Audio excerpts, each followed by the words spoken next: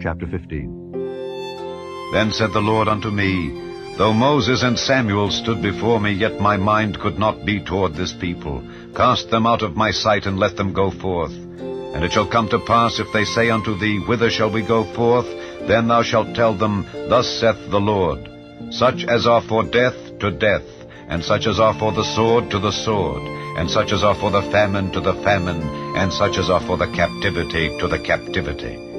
And I will appoint over them 4 kinds, saith the Lord, the sword to slay, and the dogs to tear, and the fowls of the heaven, and the beasts of the earth to devour and destroy. And I will cause them to be removed into all kingdoms of the earth, because of Manasseh the son of Hezekiah king of Judah, for that which he did in Jerusalem. For who shall have pity upon thee, O Jerusalem? Or who shall bemoan thee? Or who shall go aside to ask how thou doest? Thou hast forsaken me, saith the Lord. Thou art gone backward. Therefore will I stretch out my hand against thee and destroy thee. I am weary with repenting. And I will fan them with a fan in the gates of the land. I will bereave them of children. I will destroy my people, since they return not from their ways. Their widows are increased to me above the sand of the seas. I have brought upon them against the mother of the young men a spoiler at noonday. I have caused him to fall upon it suddenly, and terrors upon the city. She that hath borne 7 languisheth. She hath given up the ghost.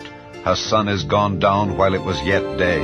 She hath been ashamed and confounded, and the residue of them will I deliver to the sword before their enemies, saith the Lord. Woe is me, my mother, that thou hast borne me a man of strife and a man of contention to the whole earth. I have neither lent on usury, nor men have lent to me on usury, yet every one of them doth curse me. The Lord said, Verily it shall be well with thy remnant. Verily I will cause the enemy to entreat thee well in the time of evil and in the time of affliction. Shall iron break the northern iron and the steel? Thy substance and thy treasures will I give to the spoil without price, and that for all thy sins, even in all thy borders. And I will make thee to pass with thine enemies into a land which thou knowest not, for a fire is kindled in mine anger which shall burn upon you. O Lord, thou knowest. Remember me and visit me and revenge me of my persecutors. Take me not away in thy long-suffering. Know that for thy sake I have suffered rebuke.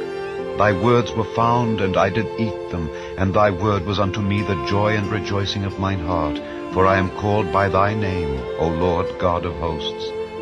I sat not in the assembly of the mockers, nor rejoiced. I sat alone because of thy hand, for thou hast filled me with indignation.